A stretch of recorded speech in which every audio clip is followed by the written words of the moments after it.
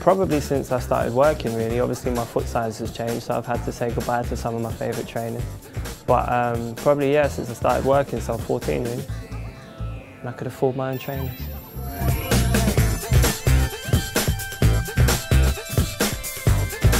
I've got a pair of blue and green Puma suedes. Suedes and Clydes are my favourite Pumas.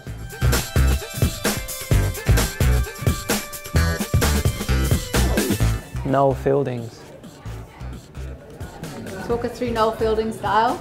I like the whole feminine goth thing he's got going on. Yeah. I'm thinking my next look might be a feminine goth.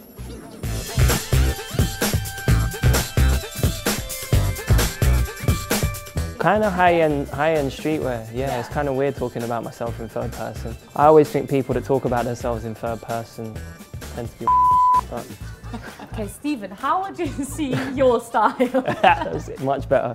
Yeah, I don't know, high-end streetwear and kind of just whatever I grab out the wardrobe when I rush to get from my bed and the shower out to wherever I have to be.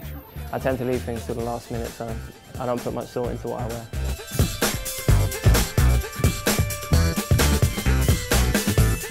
My one style tip would be, if you want to know what not to wear, take a bit of time out to walk around Shoreditch and You're right. just look at some of the people in their costumes. Yeah, avoid costumes, wear clothes.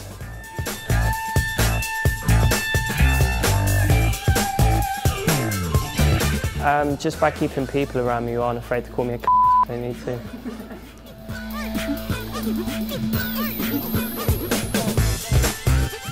What scares me? I'm an absolute hypochondriac. Yeah, I would put hypochondriac before rapper. Yeah. So just any health condition. I'm not necessarily blood by illnesses. If I have a cough, I always make the mistake of Googling my symptoms. Self-diagnosis is not something I recommend to anyone.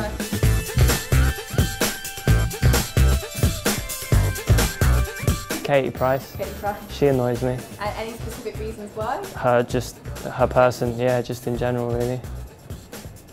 And Jeremy Kyle. Reasons? Just watch the programme.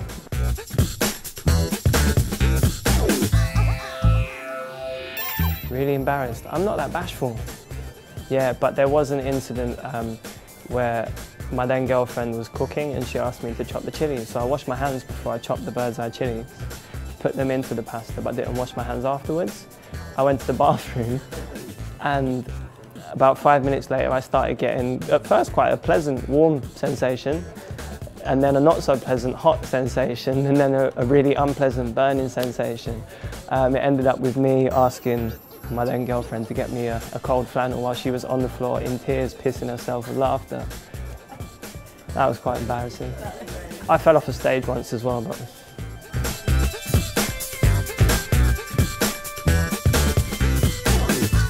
I don't know, how could you really someone up? What would be invisible, yeah. I'd just make things move. You know, everyone has that gremlin in their house that moves things when they're not looking and puts them somewhere else. I'd be invisible and I would be that gremlin. I wouldn't spy on anyone, that's perverted and wrong.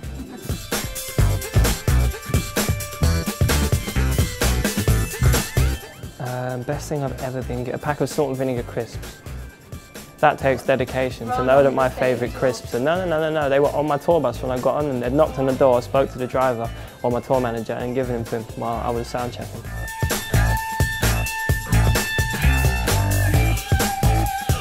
That's assuming I am unpretentious. That's quite presumptuous of you.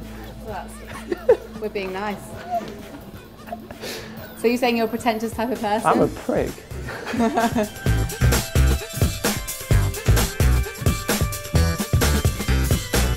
Growth, I suppose. It's a much more, I think there was quite an endearing naivety to the first record in comparison to the second one so far. The second one is kind of the result of late nights and early mornings.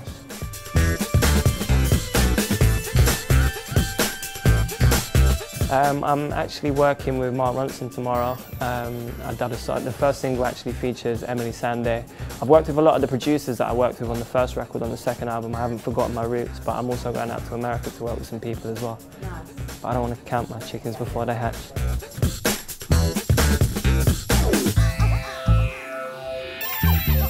go on an arena tour with N-Dubs, then I go straight into the festivals. The first single comes out September, as well as a new album.